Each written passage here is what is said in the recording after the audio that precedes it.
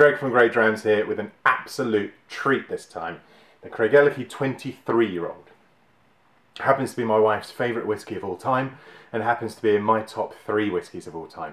Absolutely love the stuff and I'm really excited to review it properly and spend some real time with it. So before we dive into the actual liquid itself, let's have a look at the tube and the brand. So if you have a look at the bottle here, it's really intricate design, really nice illustrations, and it mirrors onto the tube with a lot more detail as well. And distillery illustration here, your prime number age statement as expected from the Craigellachie range, the Edward and Mackie founders mark, which you'll find on the top as well and throughout the various brand touch points, and this lovely line of old-fashioned in 1891. Which is a note to the flavour profile, the process undertaken at the distillery, using the worm tubs, of course, for the cooling and condensing that create this sulphur note, this meaty note, the bold character of every single drop of Craigellachie ever released and bottled. And yeah, it's good stuff. What's also interesting is their distillery cat. Now, every distillery has a distillery cat, mostly there for mousing, or mousing, however you pronounce that. And I believe the Glenturret actually has the world record of the most mice caught for a cat in one lifetime. How you would work that out, I've got zero idea. But anyway, the cat at Craigellachie was really kind of prone to going for cat naps or sleeping in the still room, in various places around it. And the distillery workers left it to its own thing. Apparently it's a very angry cat. Fine. And so the one thing it was useful for, though, not catching mice whatsoever, was being able to detect the change in vapour in the still room.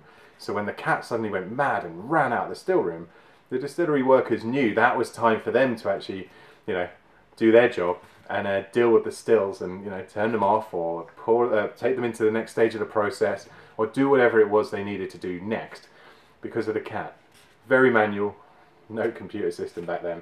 Happens to be my wife's favourite whisky, as I mentioned earlier. And, we both enjoy this one. As I said, it's in my top 3. And I was noticing that the two of us were probably enjoying the first bottle we ever had in the house a little bit too much because it was going down incrementally a little bit too quickly. So I ended up having to hide it from her and myself, but mostly from her, in the Craigellachie 13 tube. So that, it was at least out of harm's way for a while. I didn't get many brownie points for that. But anyway, let's see what it tastes like. So, on the nose you're getting a blast of that sulphur note. It's really quite thick. A beautiful smokiness to it. Tons and tons of fruit. But really deep, dark fruits, quite peppery. Even the nose feels thick and meaty.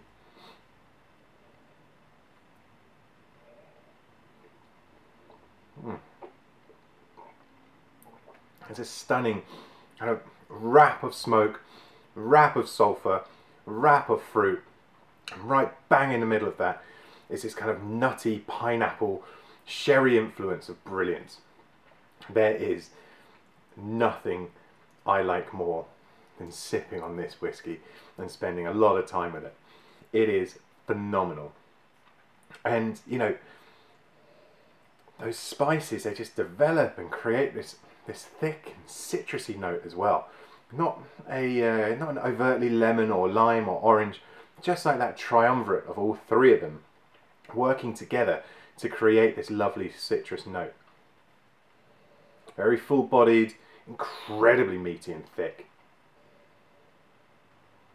Oh, I could nose this guy for hours. And have done over the years. Absolutely love it.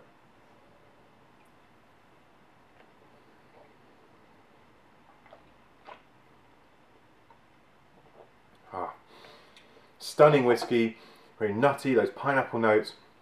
Almost like being in a bonfire or a wood fire. With those heavy sherry influences and the deep dark fruits really work together to create something oily, thick, peppery, spicy, fruity. Marvellous. Fantastic whiskey. Make sure you try it. Oh, I'm going to try it again. Until next time, great drammers.